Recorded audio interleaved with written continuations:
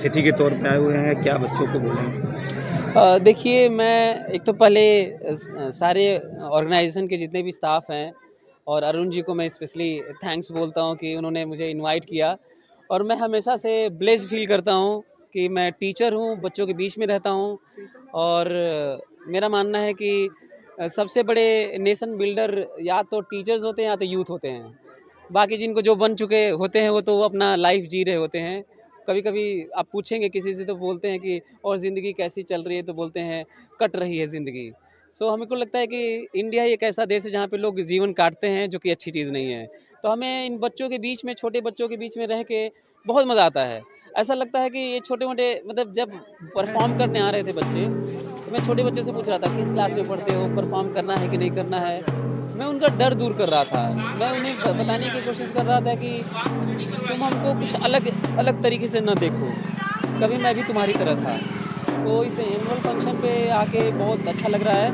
और मैं बच्चों का भी थोड़ी देर पहले एड्रेस भी कर रहा था, बताया।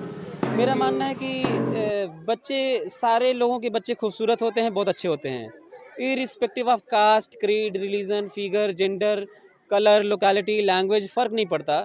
लेकिन बच्चे खूबसूरत होते हैं, सबके अच्छे होते हैं। लोग उनको जाति, धर्म और कलर में बाँट रखे हैं, भाषाओं में बाँट रखा है, ऊँच-नीच में बाँट रखा है, गरीब और अमीर में बाँट रखा है। लेकिन बच्चों को एहसास नहीं होता। यहाँ तक कि दुःख होता है कि जब बच्चे बड़े होते हैं तो फिर एहसास दिलाते भी हैं लोग, कि तुम गरीब हो, तुम ये हो, तुम इस जात के हो, इस धर्म के हो। तो मैं यही कहूँगा कि बच्चों को कम से कम बाँटना छोड़ दीजिए। सभी लोग मिल के, पूरा समाज उनको ऐसा डायरेक्शन दे कि हर बच्चा आगे बढ़े और सीखे। तो शहरों में इंग्लिश शुरू किया जाता है और ग्रामीणों क्षेत्र में अभी भी पिछड़ा इलाका चल रहा है, तो क्या आप जो शहरों में कोचिंग चला रहे हैं, क्या ये ग्रामीणों में होना चाहिए? देखिए, फिर से मैं वही कहूँगा कि फिर आपने दो बात कही, एक शहर और एक ग्रामीण, जैसे 2 पार्ट जी। में बाँटा ना। तो मैं बोल रहा हूँ कि अमेरिका में जो स्मॉल टाउन्स हैं और विलेजेस हैं, जो गाँव है, वहाँ पे भी एजुकेशन की वही फैसिलिटीज़ हैं जो मेट्रोपॉलिटन सिटीज़ में हैं।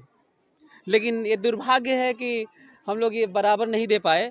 और जैसा कि एसीपी सर अभी बोल के गए हैं कि ट्राई करिए कि बच्चे से इंग्लिश में बात करिए। लेकिन मैं सोचा कि वो शायद ध्यान नहीं दिए होंगे कि जो माँ-बाप पढ़ा लिखा नहीं है, वो ठीक से हिंदी नहीं बोल पाता, इंग्लिश कहाँ से बोलेगा?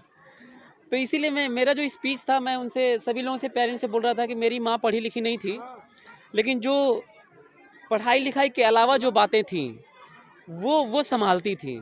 तो मैं पेरेंट्स को अवेयर किया, बताने की कोशिश किया कि बच्चों को जो दौर आया है, देखिए मैं हाई स्कूल तक यूपी बोर्ड से हूँ, हिंदी मीडियम। फिर मैं सीएचएस में गया, इंग्लिश मीडियम। बहुत दिक्कत था। मैं तो रोने लगा, 1 महीना रोया हूँ मैं। लेकिन मैं जानता हूँ कि ट्रांज़िशन फ़ेज़ होता है, लोगों ने सिखाया था थोड़ा कि वेट एंड वॉच, मतलब इंतज़ार करो, और मैं किया। तो यहाँ के सारे बच्चों से बोलता हूँ कि भले ही आप रूरल बैकग्राउंड के हैं, आप गाँव के हैं, गाँव से ही मैं निकल के आया हूँ। तो यदि आप लग जाएँगे ना, वोकैब अच्छा करेंगे, इंग्लिश की मीनिंग रट लेंगे, है ना? वो रटना ही पड़ेगा लैंग्वेज में। तो जैसे हिंदी रटे हैं, भोजपुरी रटे हैं, आपको वो भी लैंग्वेज ही है, और एक लैंग्वेज रहता भी है यूपी बोर्ड में भी। तो मैं बच्चों को बोलूँगा कि यदि वो चाहे ना, तो वो सीख सकते हैं। और मैं ऐसे-ऐसे बच्चों को गाँव से इंग्लिश बोलते हुए देखा हूँ, जो डीपीएस के और सनमीम के बच्चे शर्मा जाएँगे, लेकिन वो मेहनत किया होगा। तो मेहनत करके कुछ भी पाया जा सकता है, नहीं तो सभी बच्चे सीख सकते शहरों हैं। में कोचिंग है, अच्छे-अच्छे कोचिंग हैं, लेकिन ग्रामीण क्षेत्रों में नहीं है, उस पर आप क्या कहें? ग्रामीण क्षेत्रों में कोचिंग हमको लगता है कि होनी चाहिए। और नहीं तो हम लोग ट्राई करेंगे इस पास में खोलने की, ये मैं करूँगा।